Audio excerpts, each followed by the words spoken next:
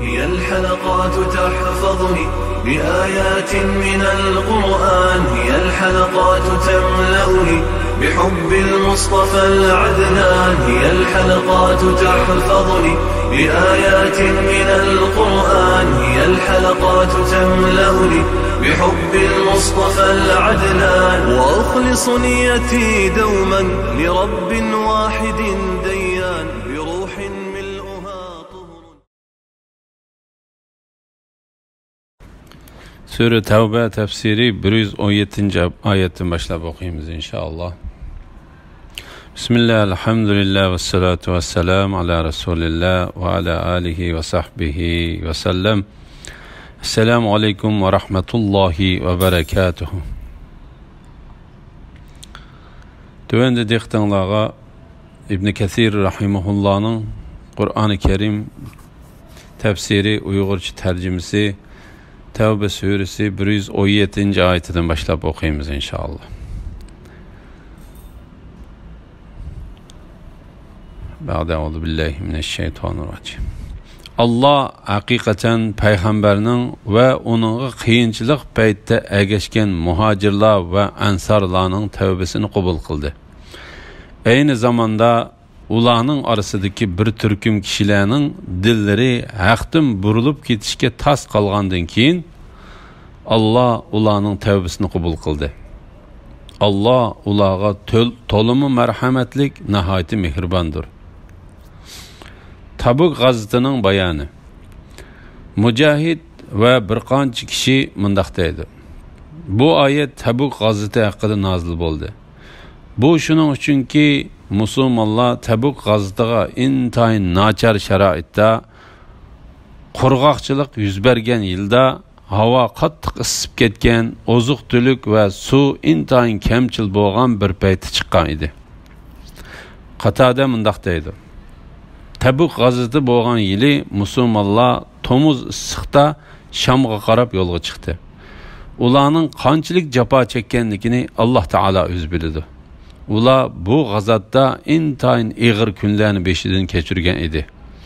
Bizga xabar qilinishicha, ular hatto bir tal xomini ikki odam o'ttirdim bo'lib yegan. Ba'zi odamlar xomini qo'ldan qo'lga o'tkazib, birisi shumib bo'lgandan keyin yana birisi shumib, uning ustiga suv ichib jon kechirgan. Ba'zilar bu qiyinchilikqa bardoshlik berolmay haqdan yenib ketgili tas qolgan edi. Shuning bilan Alloh taolo ularning tavbasini qabul qilib, ularning Tabuk g'azatidan qaytib ketishiga ruxsat qildi. İbn Jarir Abdullah ibn Abbas radiyallahu anhumaning mundaq deganligini rivoyat qiladi. Umar ibn Xattob radiyallahu anhuning bu qiyinchilik haqida so'zlab berishi talab qilindi. U mundaq dedi: Biz qattiq issiqda payg'ambar alayhisalom bilan Tabuk g'azatiga chiqdik. Bir joyda tushkun qildik. Biz u joyda suv kamchil bo'lishda qiyinchilikqa uchirdik. Hatta biz suv tepib icholmay ussizlikdan o'lib ketadigan o'xshaymiz deb o'ylab ketdik. Bizdan bir odam suv izlab ketib qaytib kelmasa, uni ussizlikdan o'lib ketgan o'xshaydi deb o'ylab qolatdik. Hatta ba'zilar to'ygisini bo'g'izlab, uning yenini siqib, suyini chiqarib ichatdi. Ve uning tirpisini jigirining udulig'i tangatdi. Shu paytda Abu Bakr Siddiq radiyallahu anhu: Ey Allah'ın peygamberi, g'olib ve büyük Allah hakikaten seni yaxshilik bilan dua qilishga odatlantirdi. Biz uchun dua qilgan dedi. Payg'ambar alayhisalom unga: Shunda qilishimni yaxshi ko'ramsan dedi. U ha dedi. Shuning bilan payg'ambar alayhisalom ikki qo'lini ko'tarib duo qildi. U qo'lini duodan tushirmasdinla yomg'ir shaqirab yig'ib bir ozdan keyin to'xtadi. Odamlar o'zlarida bor bo'lgan qochquchilarga suv to'ldirib oldi. Biz atrofga qarab yomg'irning askarlar tushkun qilgan yerning sirtiga yog'maganligini bildik. La ilaha illalloh Muhammad rasululloh. Allah haqiqatan payg'ambarning va uning qiyinchilik paytda, ya'ni ishlatadigan pul mol, minadigan at uloq, yeydigan oziq-tulik va ichadigan suv qatorliqlarni yetishmagan qiyinchilik paytda ergashgan muhojirlar va ansarlarning tavbasini qabul qildi.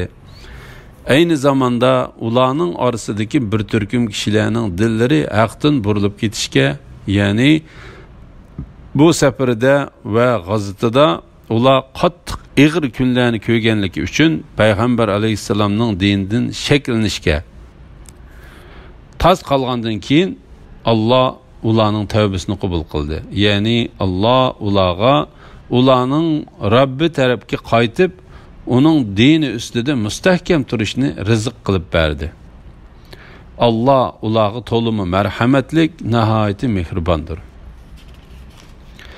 Jihadga chiqmagan 3 kishining tavbasini Alloh qabul qildi.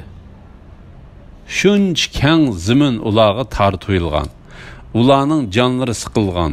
Ular Allohga tavba qilmay turib, Allohning g'azabidan qutulish mumkin emasligiga ishongan edi.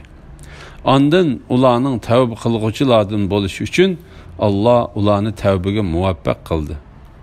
Allah tavbini bak qabul qilguvchidir. Allah tavbini bakmi qabul qilguvchidir. Bandalarga nihoyatda mehribondir. Ey mu'minlar, Allohdan qo'rqinglar. Rostchilar bilan birga bo'linglar. Jihadga chiqmagan 3 kishining qissasi. İmam Ahmed Ka'b ibn Malik radiyallahu anhu'ning o'g'li Abdullah ibn Ka'b, bu zot Ka'b radiyallahu anhu'ning ko'zi ko'rmas bo'lib qolganda uning bolalarining ichidan Ka'bni yetilab yuradigan bolasi edi. Uning mundaq deganligi rivoyat qilindi.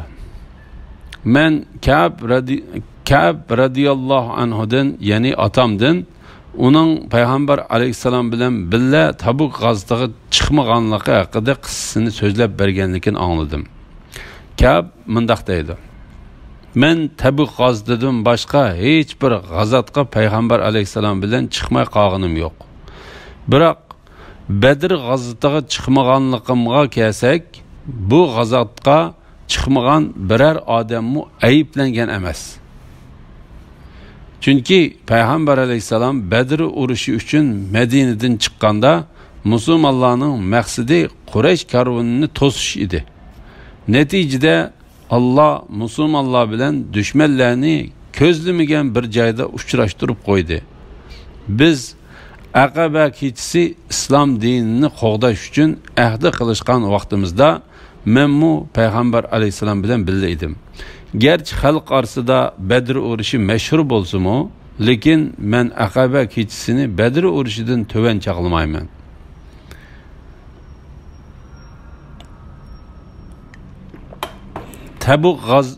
Tabuk urushida mening payg'ambar alayhissalom bilan birga urushga chiqmay qilishimga kelsak, men shu chaqdagidimmi kuchlik ham iqtidorli bo'lib boqqan emas. Allohning nomi bilan qasamki, men hech qachon bu ishdan ilgariki urushlarga 2 uloq tayyorlamagan edim. Ya'ni Tabuk urushiga 2 uloq tayyorlagan edim. Payg'ambar alayhissalom qachon bir urushni iroda qilsa, boshqa bir urushni e'lon qilib, asli qilmoqchi bo'lgan urushni maxfiy tutatdi. Payg'ambar alayhissalom bu urushga nihoyatda issiq vaqtida yurish qildi. Safar uzun bo'lib, yo'lda cho'ng bayavon bor edi. Dushmanmi ko'p edi. Shunga bu qitim musulmonlarning urushga puxta tayyorlik qilish uchun boradigan joyini ochiq e'lon qildi. Payg'ambar alayhissalom bilan urushga chiqadigan musulmonlar ko'p bo'lg'achqa, ularning sonini ilib bo'lish nihoyatda tas edi. Urushga chiqmay qilib qolmoqchi bo'lgan oz sondagi kishilarmi Allohdan vahiy kelib qolmasa, urushqa chiqmaganim bilinmaydi-ku deb o'ylaydi. Payg'ambar alayhisalom bu urushqa yurish qilganda meyvelar toza pishib, voyaga yetgan, soylar tashlangan vaqt edi. Shunlashqa mening meylim uningga tortib turadi. Payg'ambar alayhisalom bilan sahobalar tayyorlikka kirishib ketdi. Menmu har atigini uyimdan tayyorlik qilish niyatida chiqatdim. Kechda tayyorlik qila olmay qaytib kelatdim va ko'nglimda agar men bu g'azotga tayyorlik qilay desam, uni bitirishga har zaman qodirg'u dedim. Men shu xiyolda o'tayverdim. Kishilarning tayyorligi rasmiy bitdi. Payg'ambar alayhisalom bir kuni saharda musulmonlar bilan safarga otlandi. Men bo'lsam hech bir tayyorliksiz edim. Shu kuni saharda tayyorlik qilish uchun chiqibmi, kechda hech bir tayyorliksiz qaytib keldim. Men ularning keyindan yetishib olaman degan xiyolda yurayverdim. Kishilar yo'lga chiqib yiroqlab ketdi. Hatto g'azotga chiqish vaqtim o'tib ketdi. Men aslida safarga otlanib, ularning orqasidan yetishib olay degan xiyolda bo'lgan edim. Shunda qilgan bo'lsam-chu kashki. Bu menga nasib bo'lmadi. Payg'ambar alayhisalom ketgandan keyin ko'chalarga chiqsam, ko'nglim yerim bo'lib qoladi. Chunki men ko'chalarda munofiqlarni toki jihadga chiqishga butunlay ojiz kelgan kishilardan boshqa o'zimning chiqmaganligiga ulgu bo'g'idek biror kishini uchratmadim. Chunki men ko'chalarda munofiqlarni yoki jihadga chiqishga butunlay ojiz kelgan kishilardan boshqa o'zimning chiqmaganligiga ulgu bo'g'idek biror kishini uchratmadim. Payg'ambar alayhisalom Tabukka yetib borguncha meni esiga olmabdi. Tabukka borgandan keyin dam olish uchun odamlar bilan o'ltirganida Ka'b ibn Malikqa nim bo'ldi deb so'rabdi. Bani Salama jamoatidan bo'lgan bir kishi, ey Allohning payg'ambari, Ka'bni tonini kiyib, o'zidan faxrlanib ikki yonga beqishlari uni urushga kelgili qo'ymagandi. Ka'bni tonini kiyib, o'zidan faxrlanib ikki yonga beqishlari uni urushga kelgili qo'ymagandi debdi. Muaz ibn Jabal radiyallohu anhu, birodar, sen yomon so'z qilding. Ey Allohning payg'ambari, Allohning nomi bilan qasamki, biz Ka'bning faqat yaxshi odam ekanligini bilamiz debdi. Payg'ambar alayhisalom gap qilmabdi. U shundoq turgan bir paytda yiroqdagi to'pchang orasidan oq tonliq bir kishini ko'ribdi. Payg'ambar alayhisalom, sen Abu Haysama bo'lib qolmag'iding. Sen Abu Hasayma bo'lib qolg'iding debdi. Darvaqa u odam Abu Hasayma Ansori bo'lib chiqibdi. Bu heyliqi bir sahomini sadaqa berganligi uchun munofiqlar tarafidan zanglik qilingan kishi edi. Ka'b mundaq deydi. Payg'ambar alayhisalomning Tabukdan qaytib kelayotganlik xabarini anglab, mening g'imim boshlandi. Men yolg'onni o'ylashga boshladim. Ko'nglimda Payg'ambar alayhisalomning g'azabidan qanday qutulishni o'yladim. Buning uchun oilamdagilardanmi fikr ilib baxtim. Payg'ambar alayhisalomning yaqinlashgan xabari yetganda mendan buzuq ideya birdanla yo'q chiqdi. Men uningdan har qanday yolg'onchilik bilan qutula olmaydiganligimni tushunib yetdim. Oxirida rost so'zlash niyati keldim. Payg'ambar alayhisalom Madinaga rasmiy yetib keldi. Payg'ambar alayhisalom har qanday bir safardan qaytib kelsa, oldi bilan masjidga kirib 2 rakat namoz o'qib, ondan kishilar bilan ko'rishish uchun o'ltiradi. Payg'ambar alayhisalom namozni o'qib bo'lgandan keyin urushga chiqmaganlar qasamyodlar bilan o'zlarini bayon qilishga boshladi. Ular 80 necha odam edi. Payg'ambar alayhisalom ularning oshkori ko'rsatgan o'zlarini qabul qildi. Bay'atlarini oldi bilan ularga mag'firat tiladi. Lekin ularning sirlarini Alloh qo'ydi. Shu qatorda menmi kelib uning salom berdim. Payg'ambar alayhisalom ochiqlangan odamning kulkisidek kulimsirab qo'ydi. Andin kel dedi. Men asta kelib Payg'ambar alayhisalomning oldida o'ltirdim. Payg'ambar alayhisalom menga: "Seni urushdan nima to'sib qo'ydi? Sen urush uchun uloq setib olgan emasmiding?" dedi. Men: "Ey Allohning payg'ambari, men Allohning nomi bilan qasam qilamanki, agar dunyo ahlidan sendan boshqa biror kishining oldida o'ltirgan bo'lsam, uning g'azabidan biror bahona bilan o'tib ketalaydim. Menda bunchalik söz iqtidori bor. Lekin men shuni bilib yetdimki, agar men bugun seni rozi qiladigan bir yolg'onni so'zliginim bilan pat orada Allah vahiy orqali seni menga g'azablantirdi. Agar sana rost so'zlasam, mendan xafa bo'lasan. Men haqiqatan rost so'zim bilan Alloh taoladan keladigan yaxshi oqibatni umid qilaman. Allohning nomi bilan qasamki, mening urushga chiqmaslikqa hech qanday o'zrim yo'q edi. Men sen bilan urushga chiqmagan chig'imdikidimmi kuchlik ham iqtidorliq bo'lib baqqan emas edim, dedim. Payg'ambar alayhisalom: "Sen haqiqatan rost so'zlading. Sen toki Alloh sen to'g'riliq hukm chiqarg'icha kutib turg'in", dedi. Sen toki Alloh sen to'g'riliq hukm chiqarg'icha kutib turg'in, dedi. Men Payg'ambar alayhisalomning qishidan qaytib chiqdim. Bani Salamadan bo'lgan bir munch kishilar menga ergishib bilib, Allohning nomi bilan qasamki, sening bundan ilgari gunoh o'tkazganligingni bilmaymiz. Sen Payg'ambar alayhisalomga boshqalar o'zri aytgandek o'zri aytishqimi ojizlik qilding. O'zri aytgan bo'lsang, sening gunohingga Payg'ambar alayhisalomning sen uchun tilgan mag'firati kifoya qiladi emasmi, deydi. Allohning nomi bilan qasamki, ular meni ayblagachga Payg'ambar alayhisalomning qishig'i berib, yolg'on aytishga tasli qoldim. Andim men ularga: "Men o'xshash mushundaq ahvolga yo'liqqan boshqa biri bormi?" dedim. Ular: "Ha, sen o'xshash yana 2 kishi bor. Ularmi sen aytgan so'zlarni aytdi.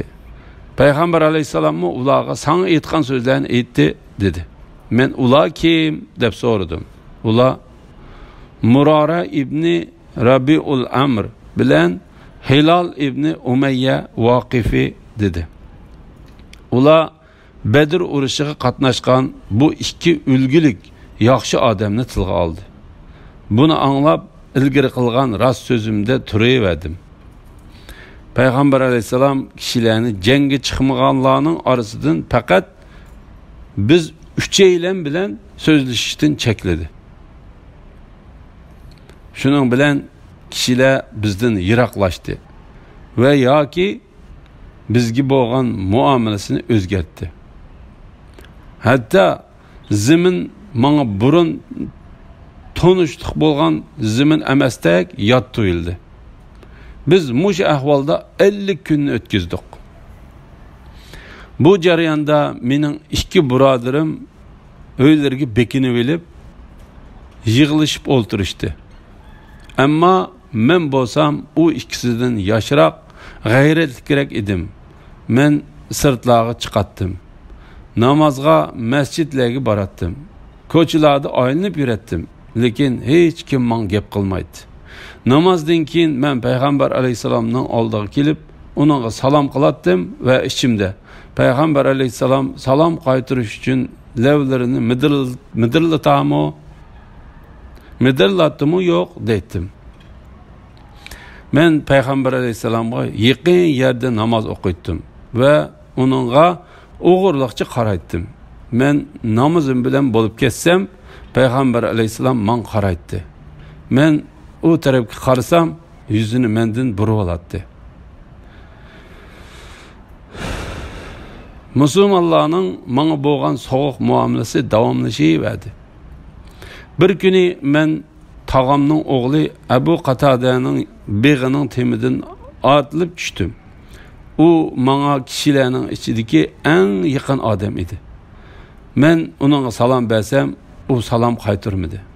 Men uningga: "Ey Abu Qatada, Allohning nomi bilan so'rayki, sen mening Alloh va uning rasulini qanchalik yaxshi ko'radiganligimni bilamsan?" dedim. U gap qilmadi. Men yana shu gapni takrorlab o'tinib so'radim. U yana gap qilmadi. Men yana qayta o'tinib so'radim. U Alloh va Allohning payg'ambari bilguchidir dedi. Shuning bilan ko'zlarimdan yosh quyildi. Men tomdan ortilib qaytib chiqdim. Medine bozorida minib yursam, Medine'ga ochliq sotqili kirgan Sham dehqonlaridan biri: "Kim menga Kayb ibn Malikni ko'z tutib qo'ydi?" dedi. Kishilar uningga meni ko'z tutib ishorat qildi. U kelib G'asson podshohning bir parcha xatini menga berdi. Men xat yozishni ham o'qishni bilatdim. Men xatni o'qidim. Hatto mundaq yozilgan ekan: "Maqsadga kelsak, bizga sening birodaringning sana boshqacha muomala bo'lganligi haqidagi xabar yetdi. Alloh seni har zamonda qadrsiz yashashga majburlagan emas. Bizga qo'shilgan, biz sana yaxshilik qilamiz." Xatni o'qib bo'lib, "Bumi bir sinoq bo'lsa kerak" deb o'yladim. Shuning bilan xatni to'nirga silib ko'ydirib etdim. Biz Alloh taolaning hukmini kutib o'tkazgan 50 kunning 40 kuni o'tib bo'lgan bo'lsa-mu, bizning haqqimizda vahiy tushmadi. Shu kuni payg'ambar alayhisalomning elchisi kelib menga: "Payg'ambar alayhisalom seni ayolingdan ayrilib tursin" deydi dedi.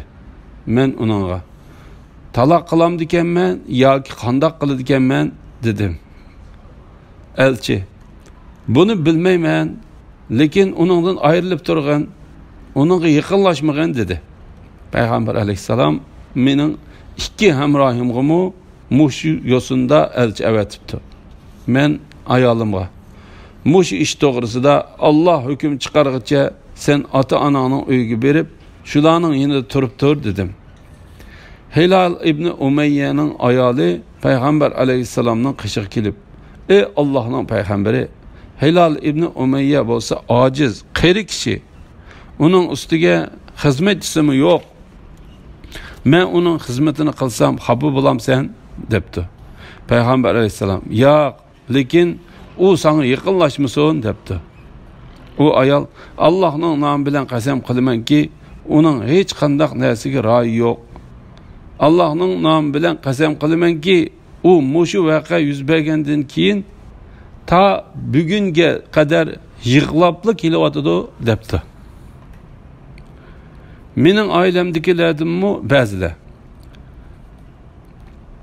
"Sen mu ayoling to'g'risida payg'ambar alayhisalomdan ruxsat so'rab baqsang bo'lmamdi?" Payg'ambar alayhisalom Hilal ibn Umayyaning ayoliga uning xizmatini qilishga ruxsat qilibdi-ku deyishdi. Men bu to'g'riliq payg'ambar alayhisalomdan izni so'ramayman. Men yosh turuqliq. Bu to'g'rida izni so'rasam payg'ambar alayhisalom nima deb qoladi dedim. Shu holatda yana 10 kunni o'tkazdim. Shunda qilib payg'ambar alayhisalom bizni kishilar bilan so'zlashishdan cheklagan kundan tortib to'liq 50 kun tamomlandi. 50-kuni saharda fajr namozini uyimning uygisida o'qidim. Shu chaqda men Alloh taolo biz to'g'riliq Qur'onda tilga olganidek nafsim siqilib zimin menga tar kelgandek holatda o'ltiratdim. Tuyuqsiz birsining Sal'i degan tog' ustiga chiqib olib, yuqori ovoz bilan: "Ey Kab ibn Malik, xo'sh bishorat olg'in" deb vaqirg'ini angladim. Shu an sajdaga bosh qo'ydim. Ozodlikning kelganligini bildim. aslida payg'ambar alayhissalom Allohning bizga tavba ato qilganligini fajr namozida kishilarga e'lon qilibdi. Shuning bilan kishilar bizga xush bishorat berishga mengibdi. Mening ikki birodarimga kishilar xabar qilg'ili ketibdi. Bir kishi men tarafga ot choptirib mengibdi. Aslam qabilasidan yana bir kishi Shotirning mengishida yuguribdi. U ovoz otdinmi tiz deb o'ylab taqqa chiqib vaqirabdi. Menga ovozi orqali xush bishorat bergan odam yenimga yetib kelganda uning bergan xush bishorati uchun uchamdagi ikki kiyimimni unga kiydirib qo'ydim. Allohning nomi bilan qasamki, bu kunlarda mening qo'limda bu ikki kiyimdan boshqa bir narsa yo'q edi. Men yana ikki kiyimni oriyatga elib kiyib payg'ambar alayhisalomning qishig'iga chopdim. Yo'l bo'yi kishilar menga top-top uchrashib, menga tavba ato qilganligini tabriklashib, Alloh sana tavba ato qilibdi, muborak bo'lg'ay deyishdi. Men masjidga kirsam, payg'ambar alayhisalom atrofida nurg'un kishilar bilan o'tirgan ekan. Talha ibn Ubaydulloh o'rnidan turib, yugurib kelgunicha men bilan qo'l ilishib ko'rishib muborakladi.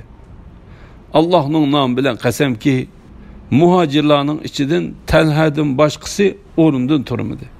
Men Talhaning qilganini hargiz unutolmayman. Men payg'ambar alayhisalomga salom berib, payg'ambar alayhisalom xo'shallanganligidan yuzlari nurlangan holda, sen onangdan tug'ilgandan tortib o'tgan kunlaringning ichidagi eng xo'shallik bir kundan xush bishorat olgan dedi. Men ey Allohning payg'ambari, bu bishorat sen tarafdanmi yoki Alloh tarafdanmi dedim. Payg'ambar alayhisalom u Alloh taolo tarafidandir dedi. Payg'ambar alayhisalom har qachon xo'shal bo'lsa, yuzlari nurlanib, go'yoki tulun oydek bo'lib ketadi. Biz buni biletdik. Men payg'ambar alayhisalomning oldida o'tirib bo'lgandan keyin, ey Allohning payg'ambari, tavbamning qabul bo'lganligi sharifiga mening barliq narsalarim Allah ve Allah'ın Resul için sadaqa bo'lsin dedim. Payg'ambar alayhisalom bir qism mollaringni o'zingga qoldirib qo'yganing yaxshi dedi. Men Haybardagi nasibamni qoldirib qo'yay dedim. Men yana ey Allohning payg'ambari, Allah meni rostchiligim bilan nijotlikka erishtirdi. Hayotli bo'lsam rost so'zlash mening tavbamning qatoridan bo'lg'ay dedim. Allohning nomi bilan qasamki, men bu gapni payg'ambar alayhisalomga degandan boshlab bugunga qadar Alloh taoloning musulmonlardan bir kishini rostchilikda meni sinagandan yaxshiroq sinaganligini bilmayman. Allohning nomi bilan qasamki, men payg'ambar alayhisalomga shu so'zni qilgandan tortib ta hozirgacha birer yolg'onni o'ylab boqmadim. Buningdan keyingi hayotimdami Allohning meni yolg'ondan saqlashini tilayman. La ilaha illalloh. La ilaha illalloh. Alloh taolo bu oyatlarni bizning haqqimizda nozil qildi. Allah haqiqatan payg'ambarning va onunğa qiyinchilik paytda ergashgan muhojirlar va ansarlarning tavbasini qabul qildi. Aynı zamanda ularning orasidagi bir turkum kishilarning dillari haqdan burilib ketishga tas qolgandan keyin Allah ularning tavbasini qabul qildi. Allah ularga to'limi marhamatlik, nihoyat mehribondir. Ishi kechiktirilgan 3 kishining tavbasini Allah qabul qildi. Shuncha keng zamin ularga tortilgan, ularning jonlari siqilgan, ular Allohga tavba qilmay turib, Allohning g'azabidan qutulish mumkin emasligiga ishongan edi. Ondan ularning tavba qilguvchilardan bo'lish uchun Alloh ularni tavbaga muvaffaq qildi. Alloh tavbani bekmi qabul qilguvchidir, bandalarga nihoyat mehribondir. U ey mu'minlar, Allohdan qo'rqinglar. Rostchilar bilan birga bo'linglar. Ka'b mundaq deydi. Allohning nomi bilan qasamki, men o'z ko'nglimda Alloh taolo meni islomga boshlagandan keyin mening payg'ambar alayhissalomga yolg'on aytmay rostchil bo'lganligimdan ortiq ne'mat bermadi deb o'yladim. Undaq bo'lmaganda boshqa yolg'onchilar halok bo'lgandek halok bo'lgan bo'ladi. Halok bo'lib ketdim.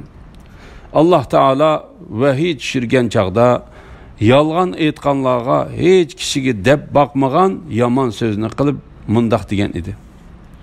Ular, ya'ni munofiqlarning yeniga qaytib borganinglarda, ular sizlarning ularni ayblamasliginglar uchun yolg'on o'zlari bayon qilib, Alloh bilan qasam qiladi.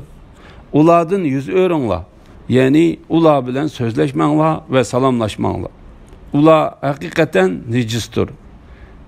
Qilmishlarining jazosi uchun ularning boradigan joyi jahannamdir.